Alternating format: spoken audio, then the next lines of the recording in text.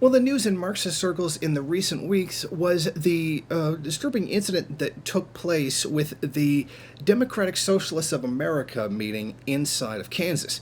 Now, the organization was assaulted by a group of people who didn't particularly identify themselves, but said that they were Maoists and that they were part of an anti revisionist squad determined to fight fake socialists inside of the United States. And thus, as a result, what they decided to do was actually attack a DSA meeting. They confiscated what they called propaganda.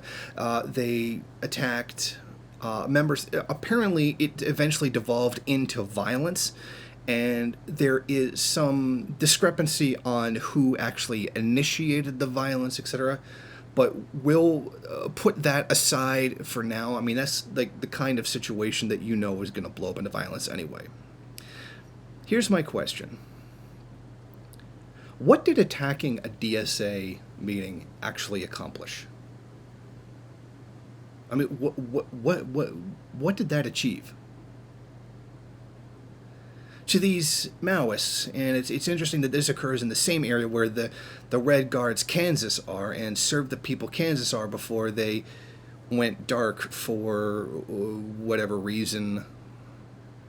And it's just strange that this happens in the same area that they do. It almost seems like they're very much the same kind of people, and that's something that these so-called Red Guard organizations in the United States keep doing. The L.A. Red Guards, the Austin Red Guards, who went and attacked the PSL because the PSL was doing a protest against U.S. aggression against Venezuela. Which, why would you attack that? It's anti-imperialism, and that's the primary contradiction, in the very least, according to Mao. So it doesn't make any sense. Either they're fully ideologically and morally bankrupt, or this is COINTELPRO. Now, I want to answer this action from two different perspectives. First, I want to answer it from the third worldist perspective, and the third worldist perspective says that this whole thing, attacking these people, was a complete waste of time. That was complete nonsense. It accomplished absolutely nothing. If anything, it only would make your organization look stupid. It's meaningless. I mean, you'd be a lot better off attacking some kind of fascist group. You'd be better off just doing what the Black Bloc does. You'd be way better off, and you would accomplish, I'd say a lot more, but you would accomplish something. You're not accomplishing anything. So by doing what the Black Bloc does, you would accomplish a lot more. By comparison, doing what they did and accomplish nothing. So it would be a meaningless effort. From the first worldist perspective, this action was also dumb. What is the point in attacking these people? Obviously, the DSA are not socialists. I mean, that much is blatantly obvious. But what would be the point of going to their meetings, stealing their literature, and getting into a fight with them? What did that really accomplish? If we were to go by the premise that there's a revolutionary potential in the first world, in this case the United States, then we would, and being a Maoist, you would at least understand the principle of Mao that says don't hit out in all directions. I mean, this is one of the really important principles of Mao Zedong thought. You know, there's some people who are not communist, but they're like X percentage communist or X percentage socialist, and they should be won over to our cause, etc. This would be like a kind of basic Maoism thing. And they're not following that. So, again, I return to the point. I mean, I would suggest looking up Don't Hit Out in All Directions. It's good work. It would explain a lot of things about it. Eventually flows its way into theory, struggle, unity. You know, you unite with people on things they agree with. You struggle with them over what you disagree with this, and then unite them again after having won them over to your position. You know, negation of the negation kind of thing. But they're blatantly throwing that out the window. Now, I could possibly understand why they would throw that out the window if they were third worldist, and this would still be a stupid action from a third worldist perspective. But to knowingly support first world revolution and believing there's revolutionary potential in the first world, that would still not make any sense. So I'm even like tempted to say that this was pure COINTEL work. I mean, if it wasn't actually COINTELPRO, I mean, these guys might as well hit them up for a job because they seem perfectly suited for it.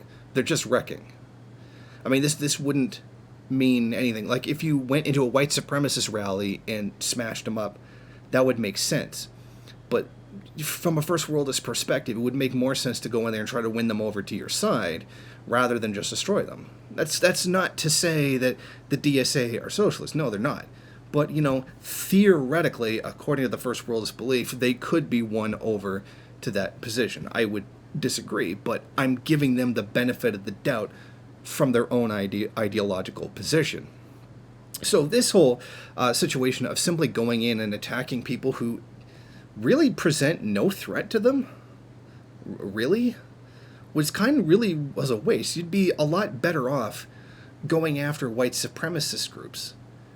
But we keep seeing that from these, you know, so-called Red Guard organizations attacking other Marxist groups, going out there attacking, harassing, and physically attacking the PSL for protesting against imperialism, which is a good thing. I don't know why you would attack them for that. Going after membership of the IWW, particularly the local leaders of the IWW, and slashing their tires, which is beyond me. Like, that makes absolutely no sense whatsoever. You'd think you'd want them to unionize, workers to unionize in the first world, so that makes no sense that you would attack them at all, based on some Puritan principle, and which isn't even properly expressed publicly by them, so I'm not even sure what it is. But regardless, these are completely nonsensical actions by the Red Guards Kansas. It doesn't even make any sense. So I think it's time that if anybody isn't looking at them sideways at this point, wondering if they're cops, now would be really be a good time to start doing that, because these actions are more than suspicious. And these actions are outright reactionary. Thank you for watching. If you like this program, then please head over to my Patreon page and set up a monthly donation. It's your donations that keep this program running. Also, if you would like, please rate, comment, subscribe, and share in various social media.